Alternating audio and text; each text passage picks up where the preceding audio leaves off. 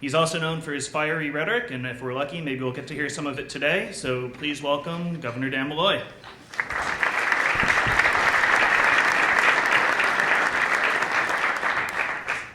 Fiery rhetoric. Well, you know, with respect to the way we did it,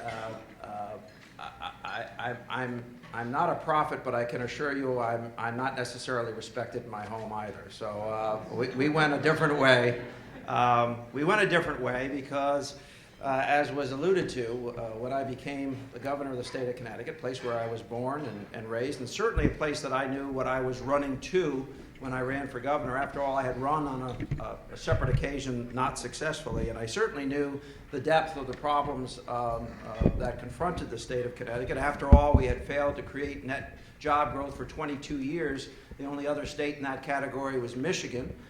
We had a structural deficit. I knew before I was elected that they had spent every dollar in the cupboard, that they had used every cent of ARA money to displace, that they could legally, to displace state expenditures, and that they had borrowed $1 billion to cover operating expenses. I knew all of those things, and yet I ran to the job because, like so many in this room, public service is more than a job, it's a calling, and I think people in this room get excited about challenges, and I can assure you that I'm excited and was excited by this challenge. Or to put it another way, who would want to be governor in good times? Now, there was a secret weapon in this whole thing. I had never served in statewide government. As opposed to the guy I ran against, it wasn't as if I could say I had done all these big things and made millions in the private sector. But the reality is that I had never served in the legislature, didn't contribute in any way to the conditions that I just described for you, and therefore couldn't be blamed for it. And then I will tell you this, that in an election that was alluded to as having been close, by the way, I would argue that no election is close if you won, but I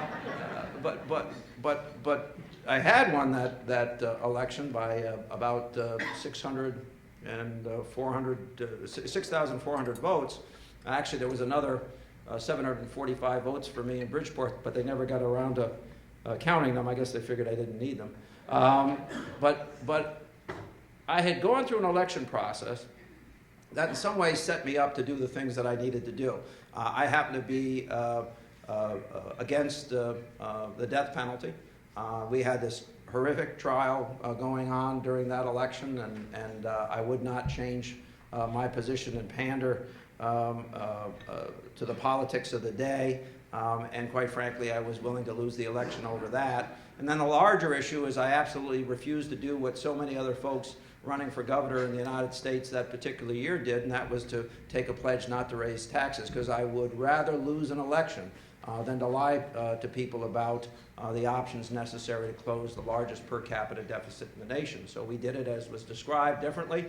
We cut expenses very substantially off of about $1.5 billion from a same services budget, which the outgoing governor had handed me on November 15th. I got sworn in on January 5th. About $1.5 million the first year in expenditures. We restacked our relationship with our state employees to the tune of about $1.6 billion over a 2-year period, but a $21.5 billion savings over a 20-year period in a state whose pension plan, by the way, was only about 41% funded when I became governor of the state of Connecticut. And a good portion of those savings were in pension. A larger portion of those savings would be in other post-employment benefits, where only a slim fraction of our state employees before this agreement had been contributing to other post-employment benefit costs. And we pivoted very quickly, having passed a package that allowed us to balance our budget to the issue of jobs. Last October, we did something that no other state did. We had a bipartisan approach to job creation and job growth, wherein we appropriated up to $630 million to be spent over a 5-year period, front-loaded, most particularly to the first 2 years of the period of time covered by that package. And we did that with only one objecting vote in the House and one objecting vote in the Senate, and we did it in a day. Now, having said that, I had gone on an 80 visit tour of my state, visiting employers and educators and institutions across the state. And then we settled in for negotiations with Republican and Democratic leaders of the legislature to negotiate that package before it went before both houses, and then we got the results that we wanted to get. Now, bottom line is that I guess I'm about 26 days into my second year in office. We have a budget which will end in balance. We have made substantial progress in limiting our unfunded obligations, or at least cutting them back. We just announced last week that we would begin funding our pensions ahead of schedule, and in fact dig ourselves out of the hole that my two predecessors had negotiated, which allowed them to claim that they were actuarially funding the pension when in fact what they were doing was doing that on a balloon basis. So that not so many years down the road, what this year would be a $926 million obligation to the pension plan would balloon to $4.4 billion within the next 18 or 19 years. We begin that by making an additional $125 million contribution this year, and then stepping up each and every one of the remaining years till we get to a 100% funded package by the year 2030, but we will be at 80% 5 years before that, and 80% is the standard that most states are held to currently, at least, with respect to a properly funded pension obligation. We've done that. We now pivot in my second year of office to the issue of educational reform, which we'll take on, understanding that has a lot to do with whether we'll be able to compete for employment in the future, whether a state that is rapidly aging will have a workforce to take the positions that will become available in the next 10 or 15 years. You know, the one interesting thing about Connecticut's demographics is that if we did a better job in educating every child who's currently in our school system or would enter it in the next 5 years, so that they would actually be prepared to take the jobs that will become available, we could guarantee full employment in our state with homegrown talent. But of course, like many of the states that might be otherwise represented in the room, we're not doing the job that we need to do. And we still have urban school systems that are failing greater than 40% in essence of their population. We have some of our higher educational institutions having to offer many of their students 1, 2, or 3 remedial courses, many cases not giving credit for those courses towards a college diploma, but nonetheless eating up Pell Grants and other forms of financial aid and assistance. So we're going to turn our attention in this session to that. I had said when I gave my first budget address a year ago that we would reserve the second year to address that, and we'll be rolling out very shortly many of the things that I will call for that need to be done so that we can reform education. So I have to say that this has been a little bit like Mr. Toad's Wild Ride. You get sworn in. Actually, I'll start it this way. You're exhausted from what is, in essence, a 2-year campaign. You try to struggle to put a team together before you get sworn in, understanding that you'll never have all the bodies in place. You try to figure out who you can trust from the prior administration and not lose that talent. A few days later, you after giving your address for being sworn in, you have to give an address on the budget and tell the people where you want to take them. So I was straight up in that address. I said Connecticut's problem at $3.6 billion in deficit was too big to tax our way out of it and too big to cut our way out of it. It was going to require that we did both.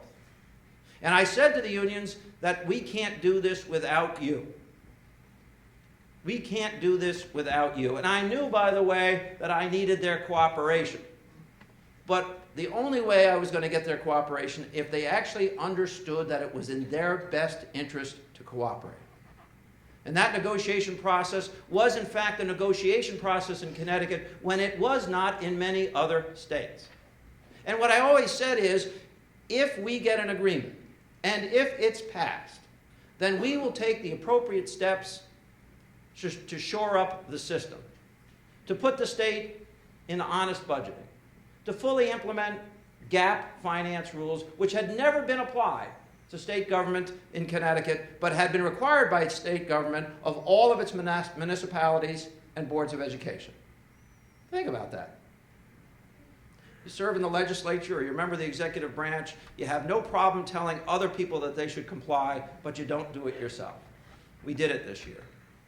So in essence, what we did over a 50-day period of time is to get enough trust with union representatives so that they understood that we weren't really trying to make them the bad guy or gal in this transaction. But what they had was unsustainable, and that they were better off coming to the table now than in the future when there might be no saving any program that they would identify with or could be brought back to their members. And truth be told, when I negotiated that, the first round, many of my critics from the other parties said it was too easy and too weak, and it was a giveaway to the union members. And then the unions turned it down. And then we began the process of laying off 4,000 people. And then they decided to reconsider. And then we got to where we needed to be to put Connecticut's government on a sustainable basis. Now, I want to say this, and you all know it, that honesty probably is the best policy. And communication is the only way to have people understand what you're trying to do. And as I've looked at the failures of some governors who might even claim successes for having done what they wanted to get done, the lasting and perhaps toxic impact of the way that they did it is that there will not be trust again. There will not be partnership again. And I suppose as long as you have your foot on their throat, it doesn't make any difference. But never in any one of our lifetimes has anyone been able to keep their foot on anyone's throat for too long a period of time. So I would argue that Connecticut is in a better position to have a cooperative relationship with its employee base going out many years to come. I would argue that the Connecticut citizenry is certainly learning what GAP means, that honesty and transparency is brought to government. You don't have to agree with government's doing, but government has to make sure that you can at least understand what they're doing. And that, too, will lead in the long run to a trusting relationship, a more trusting relationship. And then finally, and I didn't tell this part of the story, but many of you might say, well, we know how you, Governor, settled the deficit. You did it the same way other governors did, or most other governors did, or most other legislatures did. You cut back funding for the not-for-profit community and the community providers. We did not. You cut back education funding for the 160 school districts in the state. We did not. In fact, what we did is plug a $270 million gap that had actually been built into that budget by my predecessor. You might say that we then went and cut to the very bone other contributions, such as pension or post-employment benefits. And as I told you, we did not. I think in some senses we did it the only way you can do it on a sustainable basis, which was to do it right, push the restart button, and change the rules before you push the restart button so that nobody can replicate the mistakes that were made in the past. Now, I want to be very clear. You know, you got elected governor. At least I got elected governor. With no right to presume that I'm ever going to be asked to serve another 4 years. So put yourself in my shoes. Why not do all you can to put your state on the right road, not just for that 4-year period of time, but for the next generation? Why would we deny the citizens that possibility? And we absolutely chose not to. And that's why I'm very happy to have accepted the invitation to be with you. And I think it would be better if I answer questions rather than give another speech. But I will caution you, and I do this when I give my other political speeches. If there are insufficient questions, I'll give another speech.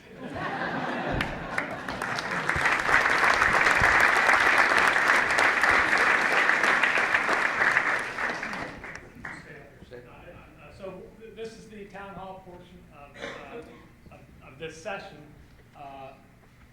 The governor could give another speech and I can ask questions for hours. But we really would like to open it up to you guys. Go ahead in the back. In your 14 years as mayor, what are the 2 things that you learned as mayor that you took to the governor's mansion? Well, there'd be volume 1 and volume 2. I think, you know, I made a point of of saying that I was in a situation where you couldn't blame me for the state's problems, and I think that was important. But clearly I learned a lot about municipal or state finance, about generally accepted accounting principles, about benchmarking, about identifying goals both for your department heads and for your population, about the necessity of bringing back an urban environment, lowering crime and improving education, about the requirement that you have an ongoing dialogue with your business community and your job creators, that you have a strong relationship with the educational institutions, particularly those of higher learning in and around your environment, and that if you're like me and not terribly smart, you hire smart people. That's what I learned. Anybody? Peter. From a governor's point of view, how do you feel about, I'm sorry. From a governor's point of view, how do you feel about the federal health care law that you're going to have to be so heavily involved in? Well, we are heavily involved in it, and actually I'll be meeting later today with Secretary Sebelius on that very subject. First of all, let's go back. I mean, before we called it Obamacare, and before others referred to it as Romney Care, we all had agreement that there was a gigantic problem, and that at the rate of the cost of providing medical care in our economy as a percentage of GNP was rapidly becoming unsustainable, and had the potential of making all business interests in our country under its previous delivery model uncompetitive. Now, somehow, all of that has been forgotten because it's in the best interest of people to have us forget it. Now, I happen to be a Democrat. I gave a pretty good Republican speech just a few minutes ago, but I happen to be a Democrat, and I happen to be a progressive. But let me tell you a story about a small businessman. He has an insurance agency in Stamford, which was started by his father. And it's a general lines independent agency, and they make some amount of income from providing medical care programs to small businesses. This businessman, who happens to be my brother, told me that the model that we were operating under, particularly for small business, was absolutely unsustainable. They had seen company after small company either give up or cut back the level of benefits to their employees to a point where really all it was a crisis medical plan that might get you through a crisis. It would still bankrupt you, but at least make sure that some of the bills got paid long enough for you to receive enough service, perhaps to get well. So what I will say to you, this is not perfect. By the way, Social Security wasn't perfect when it was invented. Medicaid's still not perfect, although I will tell you that it saves many lives and improves the quality. Medicare is not perfect, and certainly some of the docs have legitimate concerns about their reimbursement rates. But let's remind ourselves that it was unsustainable. Now, if you care about the provision of health care, then that's important. If you don't care about the provision of health care, then it's not important. So I embrace it. We're running to it. The idea that small businesses could get a tax credit for up to 70% of the total cost of providing that benefit makes a lot of sense to me. So I embrace it. We'll wait for the Supreme Court's decision on this matter, and then we'll also wait for the election to see whether someone who championed it for his own state but only thinks it's good for his own state will take it apart, or whether a Congress will take it apart, or whether we'll move forward towards implementation. But I'm ready for implementation myself. Governor, you mentioned in your second year you're going to focus a lot on education. Many governors and mayors don't have a direct role in education in their state. How do you see that evolving in Connecticut? Well, you know, interestingly enough, I don't really have a direct role. Although I have a great Commissioner of Education, he's technically appointed by the State Board of Education. Now they happen to have accepted my nomination, but it's not my appointment.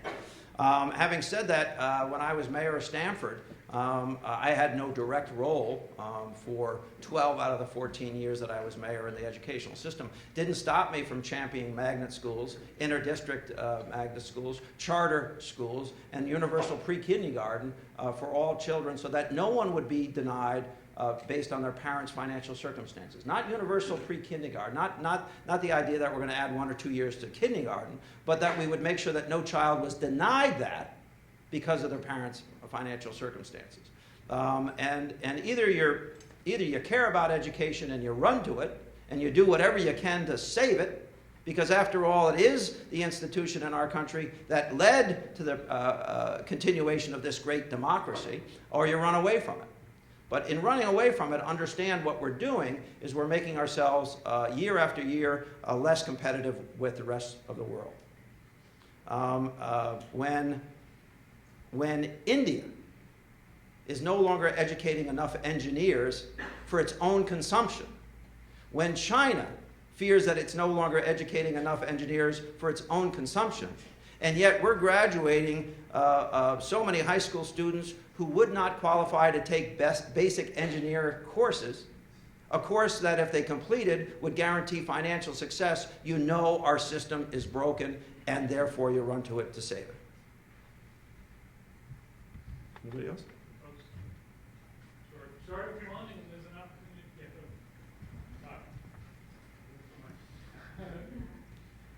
them. Thank you. Well, we heard a lot earlier today, Governor, about federal fiscal policy and the fact that our federal government is on an acknowledged unsustainable fiscal path.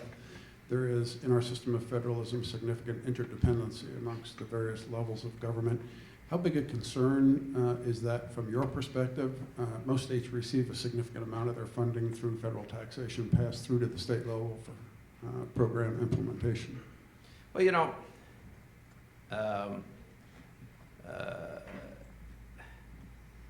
I mean, maybe it makes sense to hire the fox to clean out the chicken coop. But what we're really looking to do here is to turn to folks who by and large are responsible for running up this deficit and ask them to clean it out. And I understand it. Listen, if you tax at 18% and you spend at 24% of GNP, then you got a problem. And by the way, spending on an ongoing basis at 24% plus of GNP is unsustainable.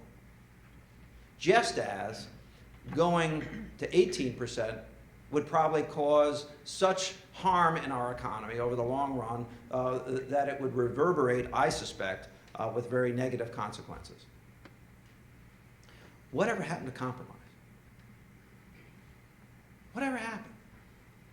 You know, and listen, I know that some of you will be offended because it sounds so darn political, but when did it become more important to make sure that a member of your party, Democrat or Republican, was the president than doing the right thing?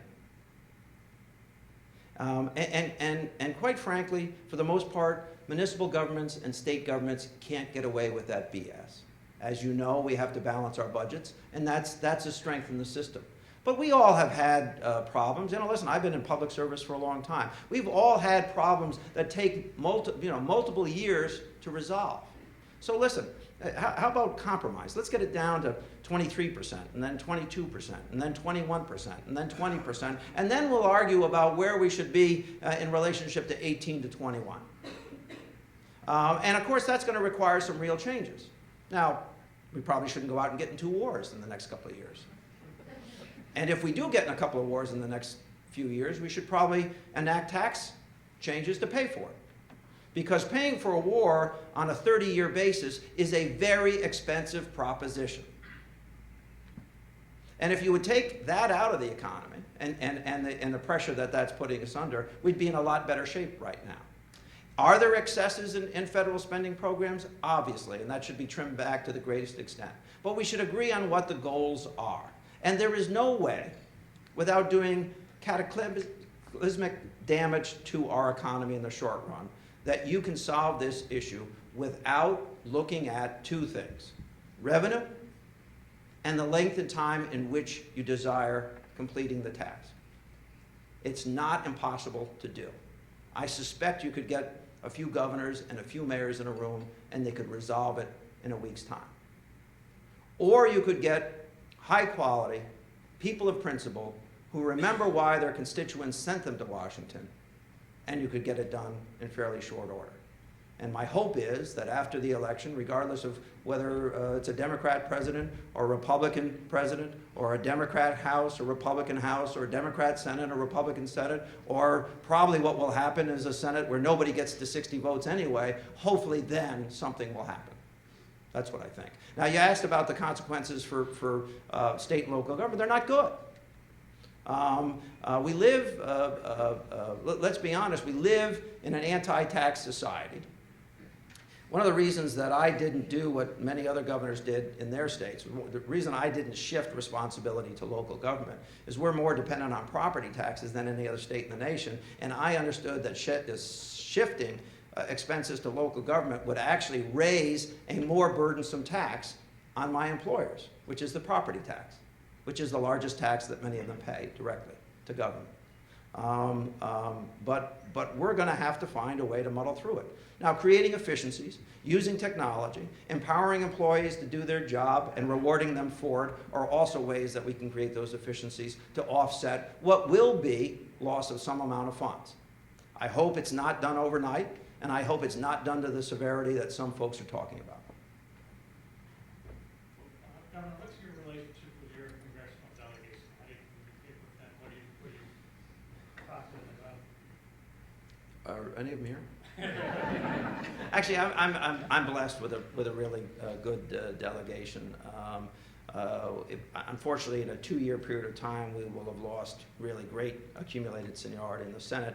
Senator Dodd's no longer serving, and Joe Lieberman won't be serving after the next election. We do have a couple of senior Congress people in Rosa DeLauro and John Larson, both of whom are playing leadership roles currently. So I have a really good relationship, truth be told. Chris Shays was a Republican, was a congressman for the 4th CD, of which Stanford was an important part of that district. I had a great relationship with him when he was serving that capacity. He's since been replaced by Congressman Himes. I think, again, a lot of this is when you're a governor, whether it's a Republican or a Democrat governor and Republican or Democrat congressperson, you got to understand that you got to pull in the same direction, or both of you look pretty bad. And now that we have some real challenges, not just for the state of Connecticut, but literally every state that has a military base, with the proposition that we'll have a BRAC in 13 and a BRAC in 15, maybe one of those will be delayed to 17. These are serious challenges, and as you look at how many states are involved in the defense industry, and particularly in supporting 2 wars in recent time, that the rollback in expenditures on the defense side is going to be something that we have to accommodate as well. So I think we all have to work together. It's funny that a lot of these folks, when you get away from a microphone and you get out of Washington, are pretty reasonable on both sides. It's only the closer they get to Washington or the closer they get to a microphone that they appear to be unreasonable. Anybody else? Anyone else? Going once, going twice. Sold. There you go.